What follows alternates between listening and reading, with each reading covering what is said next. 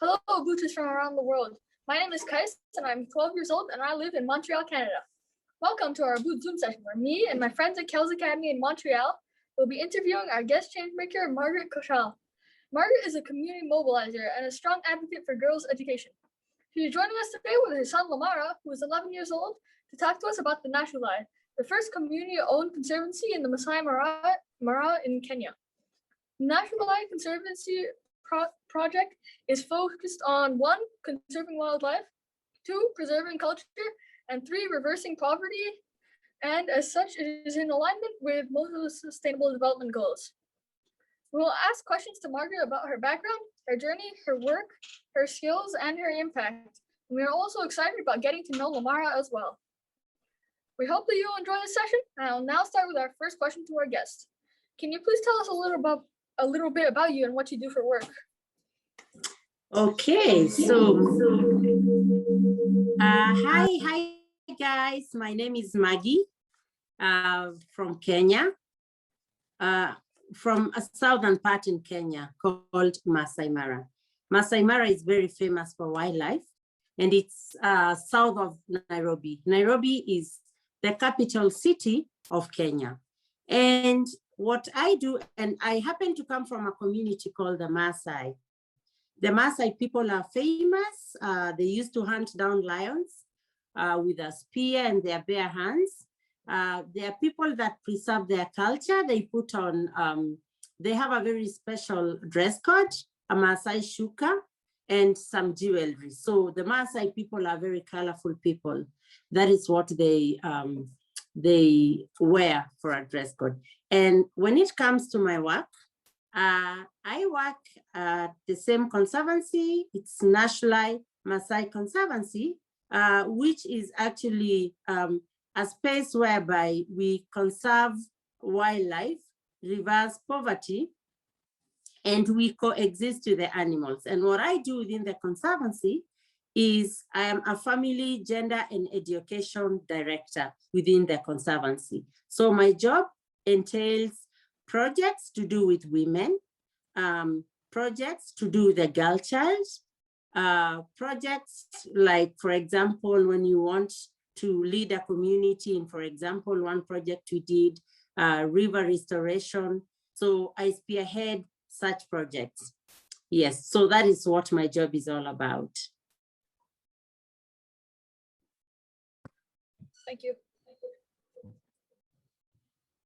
Welcome. You're welcome. What type of animals are in your reserve? I see. So where we are right now, we are at the middle of the conservancy, and the common animals, can you hear me? Can you hear me? Okay. So the animals found around this area for sure are the big 5. When I talk of the big 5, we talk of lion being one of those. We talk of a rhino. A rhino is one of them. We talk of a buffalo. It's equally around. We talk of an elephant, and we talk of a leopard. Those are the big 5. Those are very famous animals in the area, although we have commons around also. We have cheetahs, we have impala, we have elands, we have hyenas, we have silverback jackals. So it's a variety of wildlife roaming, no fences. They roam freely. Okay, thank you. Most welcome. You're welcome. Hi, my name is Mani, and my question is, how do you protect the animals there? Okay, thank you so much for your question. This is how we protect our animals. We have game rangers to patrol the land. So these game rangers will go by car or by motorbike, and they will do something called a patrol. They will get to know where the lions are. Like yesterday, 2 p.m. in the afternoon, some rangers came back home to the office, and they said that there are 2 big male lions. So we drove to the spot and we found lions. So they protect them that way. And their predators, well, you cannot really protect the animals from normal predators. Like, for example, lions have to feast on zebras and, you know, whatever else they kill for a living. We protect them from poachers. There are people who are bad and they kill something like an elephant for their tusks so that it can be sold for ivory. So the rangers protect these animals from poachers. They're the people going on patrol and protecting them with their lives. Did I answer your question? Yeah, thank you. You're most welcome. So how do you acquire food? How do you get food? How do we get food, or how do the animals get food, the wildlife? You guys get food. Awesome. So Narok, we live in a county by the name Narok, and this is a town with buildings, with supermarkets. People in this area do farming. They will do vegetables. And so this town, Narok, is a common market for everybody. So some people will bring down food to the villages, into the markets, and they will sell these. So people will either go to Narok town or to go to the local market and they purchase food.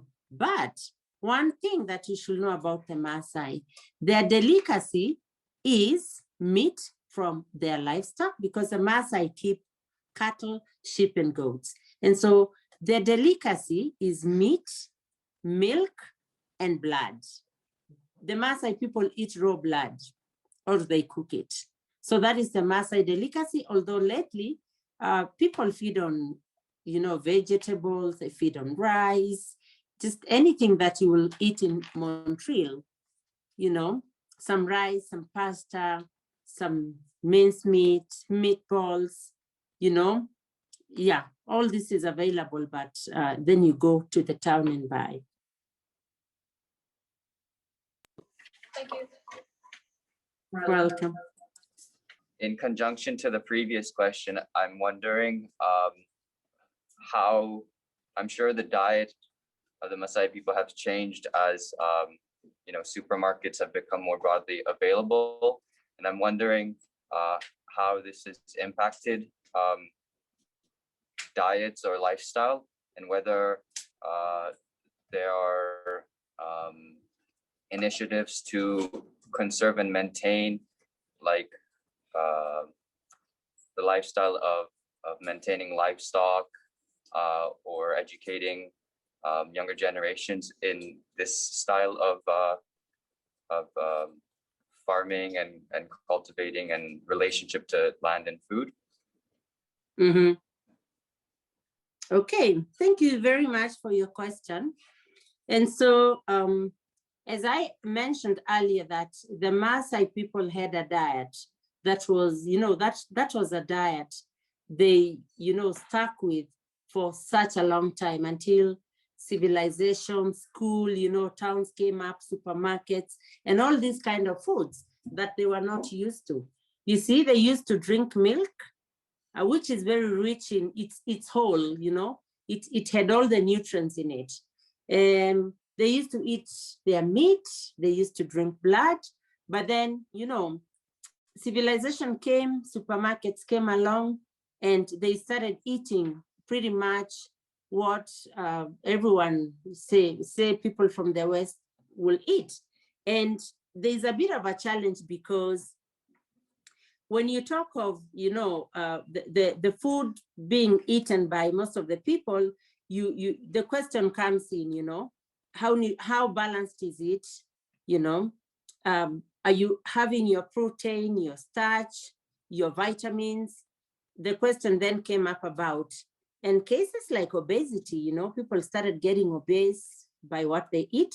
And what we are doing at the Conservancy is, what I'm doing with the women is, we are we're planning for sessions, and we will discuss topics like nutrition.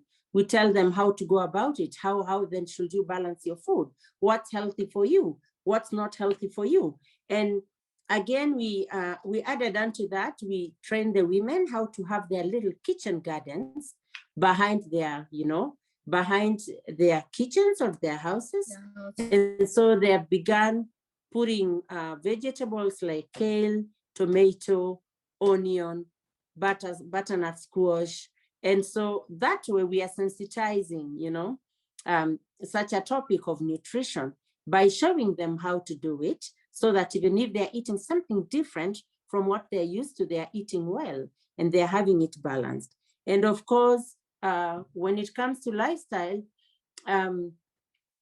old people or the Maasai people who are very slender and fit because of their diet, they used to walk a long distance, to take care of their livestock, to fetch water, to fetch firewood.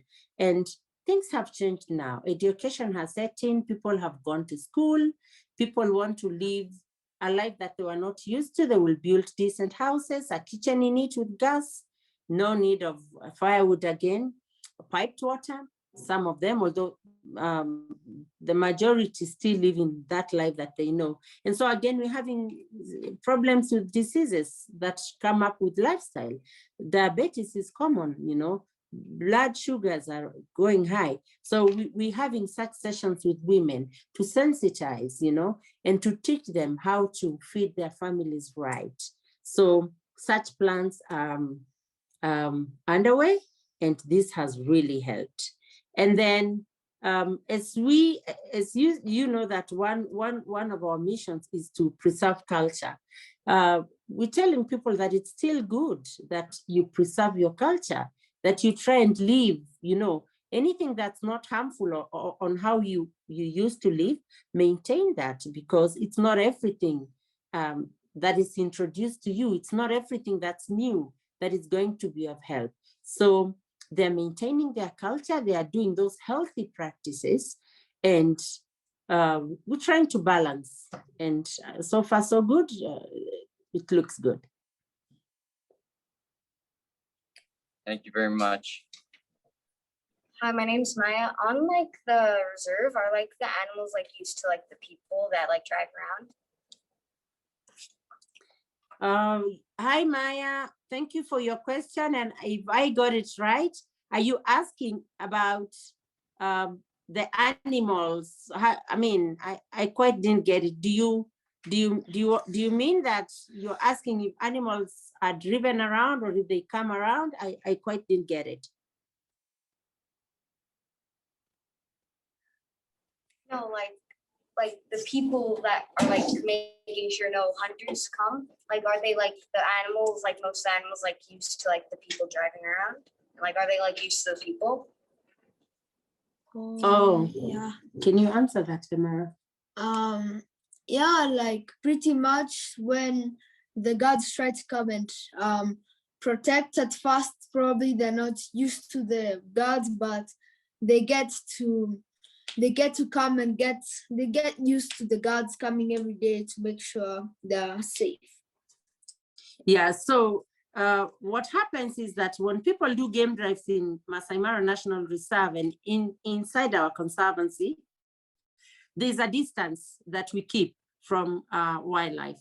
This is because when you get so close, you make them uncomfortable, and that's not exactly what we want. We take care of the distance, yet we get close because we want to, get close to an animal, see its behavior, just get to see it. But there's a distance. You're not supposed to get so close, but you're allowed to drive around. Thank you. Did I answer your question? Yes, thank you. You're most welcome, Maya.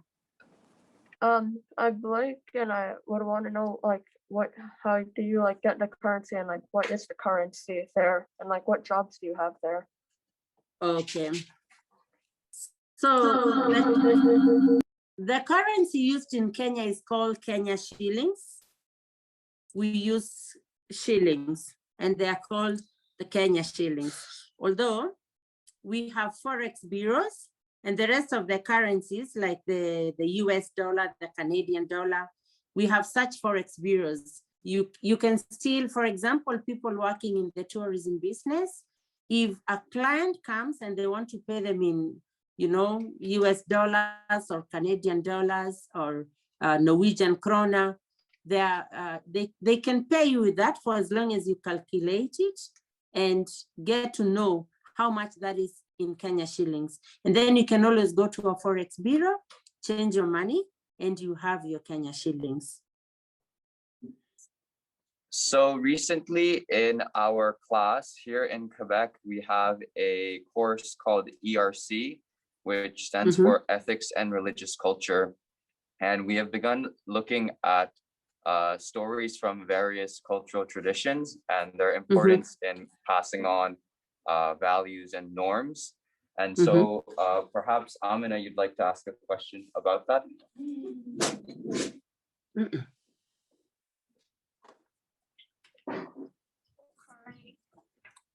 My name is Amina.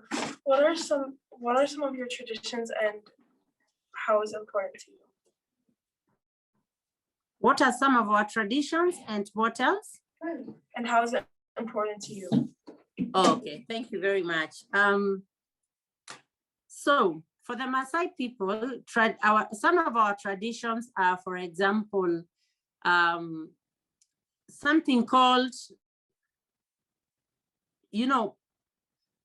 teamwork, for example. Teamwork is a tradition. Why am I saying this? People live in a community. People live together. And it's very important that they do things together, that, they do things as a teamwork. Another tradition is that everyone who is a grown-up versus, anyone who is of age, any parent, for example, Lemara is my child, and then it happens that someone else is there with their child. I am free. Children are brought up communally. That's a tradition here. So meaning anyone can discipline Lemara, anyone can counsel them, anyone can guide them. And that is one good tradition because then it's an entire village, raising up children, which I think is very good because when you look at, for example, the cities, people are living in, people are living in enclosed spaces. People don't interact much. Children are not disciplined. Sometimes, even if someone found you doing wrong, they will not care to, discipline you because you're not their child. So that is one tradition with the Maasai, that children belong to everybody and anyone can then discipline a child. A lot of other traditions, well, they're negative traditions, while they're good ones. One bad practice is something called female genital mutilation. This is, I don't know whether you've ever heard of that, girl circumcision. Some children are made to undergo girl circumcision, which is bad because that is inflicting pain towards children. That takes away children's lives because some girls are married off at a tender age. When, for example, you're 12, 13, some girls get married at that age, which is not good. So there are traditions that are good and bad. And us as a conservancy, we are teaching people to, the community around, to embrace those traditions that are of help to them. And anything that does not add value, we tell them to just drop it and embrace what's good for them.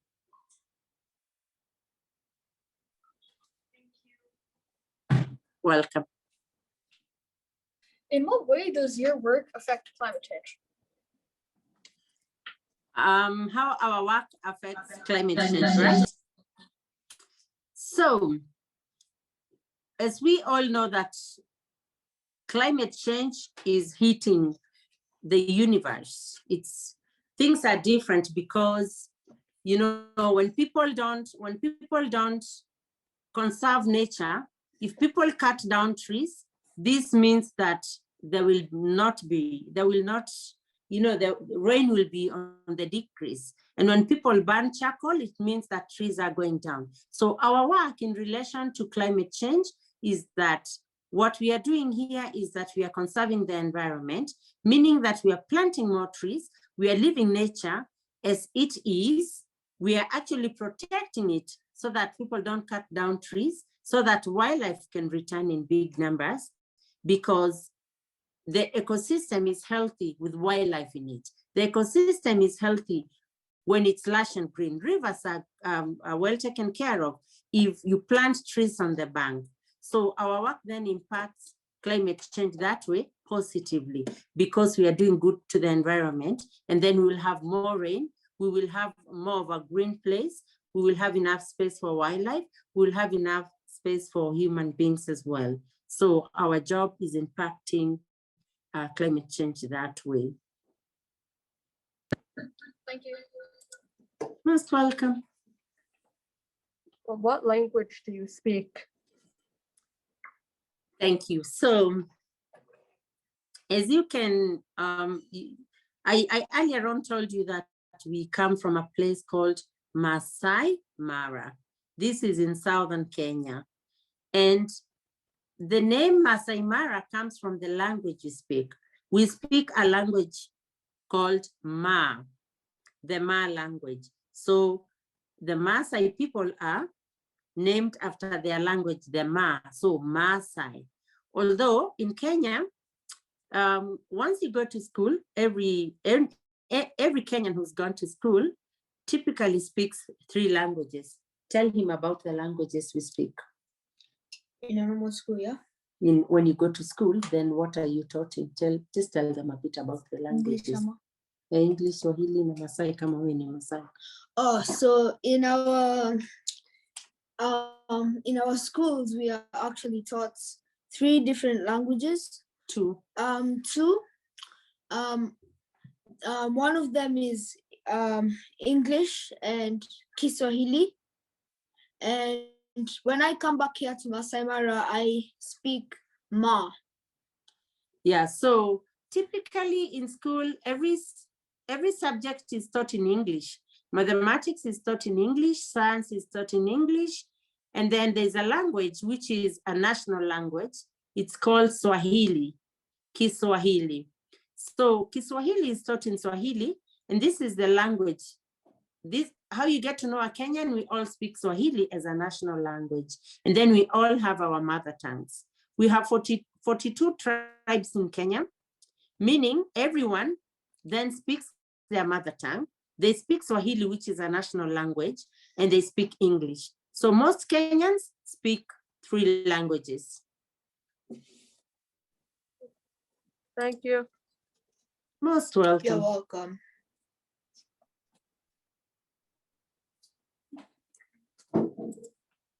Perhaps you could talk to us a little bit more about some of the initiatives you take in terms of passing on the Ma language in your community. Okay, so the initiatives taken to make sure that children speak in their Maasai language is every parent is then supposed to speak to their child while they are at home in that language. And every elder, every community person speaks to you in that language. And then old ladies, these are grannies and grandpas, people lit a big bonfire in the evening and they sit around it. Right. And you are told about the galaxy. They will, show you stars they will teach you that way. Like, do you know what that star is called? That is how you're taught. And then people will just have a conversation around the fire. And then the language then is passed through by speaking it. Although Maasai is also a written language. Thank you. Most welcome. Amina?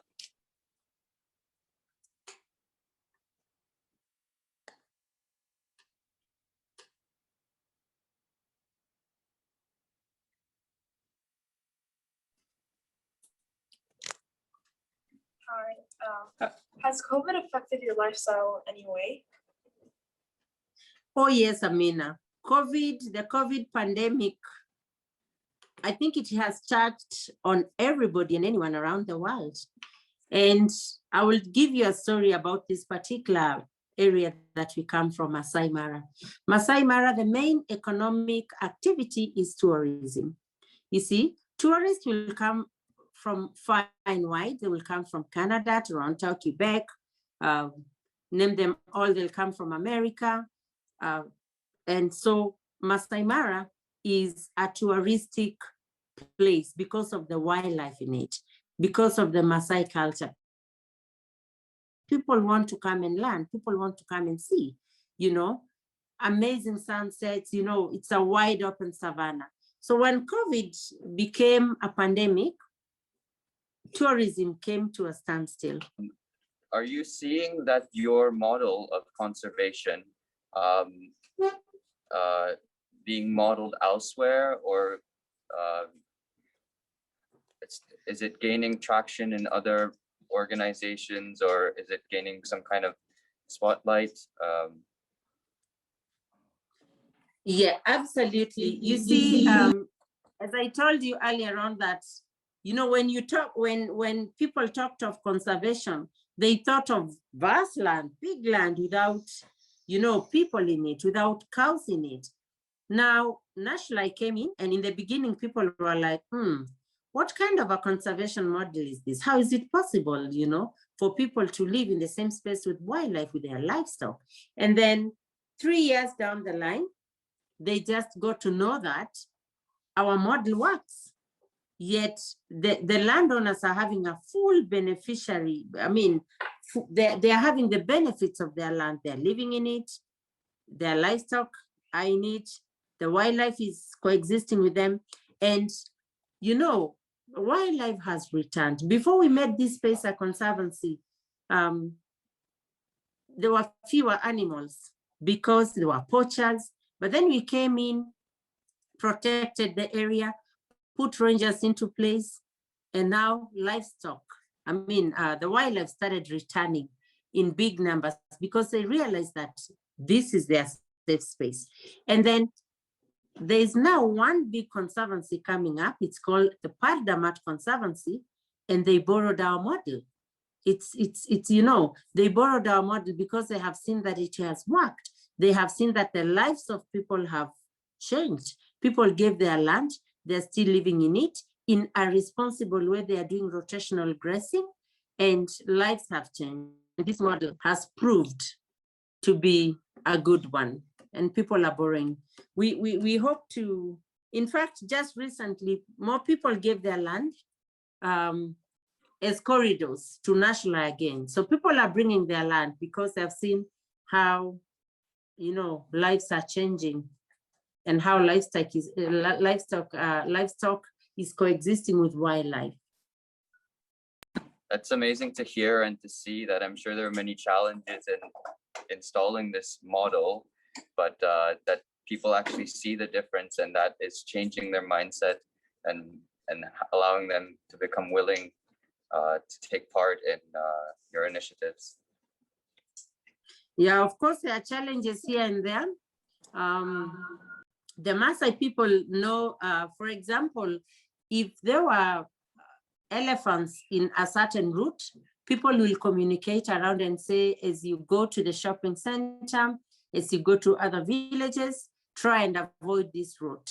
And then that way they will get to where they're going. Although the challenges, for example, like human wildlife conflict, it's not very common, but sometimes people get knocked by, you know, wild animals, which is a challenge in itself. Another challenge is, you know, getting people, convincing people to come together, give up their land for conservation. So there are challenges, and there are, you know, the good aspects and the challenges as we move forward. Hi again. So I have one last question for you. Do you have any advice for people who want to do work like yours? Yes. I have some advice for people who are, you know, looking into doing a job like mine, or people who are looking into changing the narrative and changing the world. I just know that the advice for me is that follow your heart, do what you think is the right thing. For as long as you have passion, be passionate about what you're doing, keep doing what you want to do, and within a very short time, you will get the results. Because we are 5 years now since we began conservation, yet a lot has changed. So I just like to tell people to follow their heart and to change their world, because the possibilities and the how is all on our hands. All right, so thank you, Margaret, Lemara, and everyone at Kells for the great discussion and for all the things that we learned today. Thank you, Oboot, for listening to this interview. Make sure to follow us on Instagram and Twitter and to subscribe to our YouTube channel so you can hear about upcoming sessions with other change makers. Please also tell your friends about Oboot and share social media links with them. And last but not least, go to oboot.co to learn about opportunities to collect digital badges and help us draw down carbon. Awesome. Thank you so much. Thanks.